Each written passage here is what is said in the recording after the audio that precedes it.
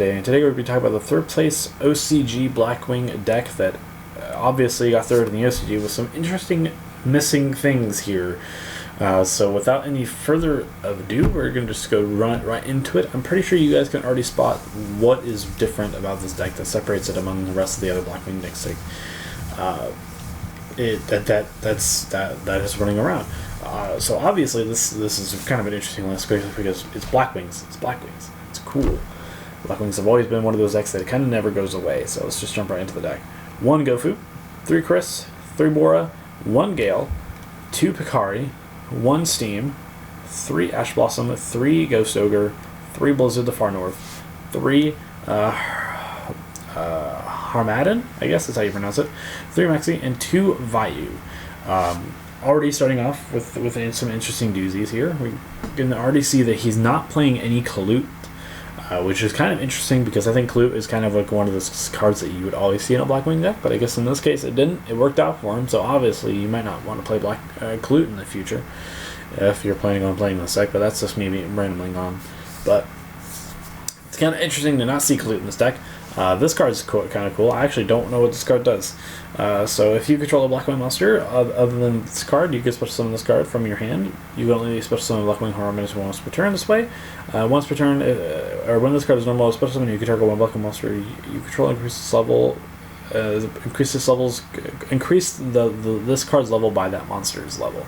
So basically, like for example, it is not a tuner, but you could target, like, I don't know, you could target Gabora or Chris the Crack of Dawn, and then it'll become level 6.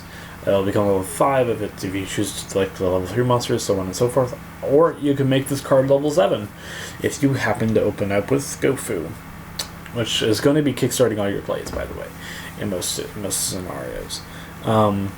Chris is obviously good. He's the best Blackwing here.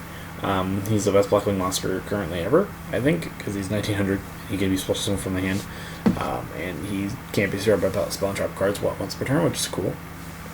You're only wanting 1 Gale, which I guess Gale's not as strong as it used to be, so I guess it's fair enough. It's a really good tuner though, still. And you're running Picari because Picari is pretty good. And you're running obvious hand traps because obvious hand traps. And you're playing this. You're not playing Fool's Spirit, which is also really strange. But I guess you can kind of mitigate this in some ways. So on to the spells. 2 Allure Darkness, 1 Harpy's Feather Duster, 3 Pot of Desires, 3 Dark Hole, 1 Monster Reborn, 2 Cosmic Cyclone, and 2 Designator from the Grave. Already, you can already see that this guy is also not playing Black Whirlwind. I guess in some cases it's a lot slower, plus there's a lot of spell and trap destruction and running around in the OCG, so it might not be very good to play that card, simply because if you it just might whiff on you. So there's always that. But I think another factor is that this deck is already consistent enough as it is, so you probably don't even need to play it that much to get some extra searches. So, and the Monster Reborn is obviously good because it lets you take one of your opponent's monsters, or you can just bring back one of your own most of the time. Designator is obviously good. And Infinite Transience is the only trap card. If you guys don't know what this card does, is trigger one face-up monster your opponent controls. It has its effect to negate it until the end of the turn. And then if this card is activated while it was set, negate the activation or negate the effect of other spell trap cards in the same in this card's column this turn. You can control, if you control no other cards in your hand, you can activate this card from your hand. But you can't, the ruling with this card, I think, in my mind, is that you can't get the second version of the effect if you don't have it set. So it's not that particularly good to activate it from your hand, but it is pretty good. Having it just a free negate, kind of like an effect failure that's not really it's not even stronger or worse than an effect failure in this case, other than the fact that it can be set instead. So it's pretty cool. On to the extra deck. 1 Onimaru, 1 Crystal Wing Synchro Dragon, 1 Omega, 1 Rakiri, 1 Chidori, 1 Obsidian Hawk Joe, 1 Nathung, 1 Chanbara, 1 Wonder Magician, 1 Sohaya, 1 Triple Burst Dragon. Oops, did not mean to do that. 1 Tronmar Unicorn, 2 Crystalline Needle Fiber, and 1 Link Rebuff. They probably should really do something about this card. It's kind of in every deck.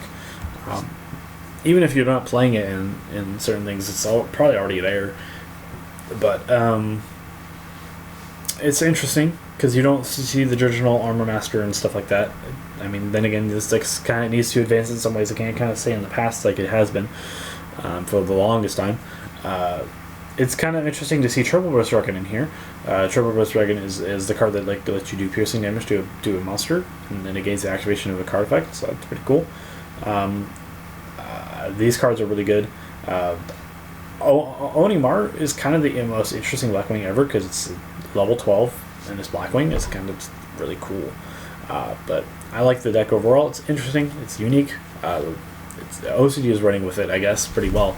This guy got 3rd place in a tournament with it. So if you guys did enjoy, please leave a comment in the comment section down below. I will see you guys in the next video. This has been Chthonian Alliance signing out.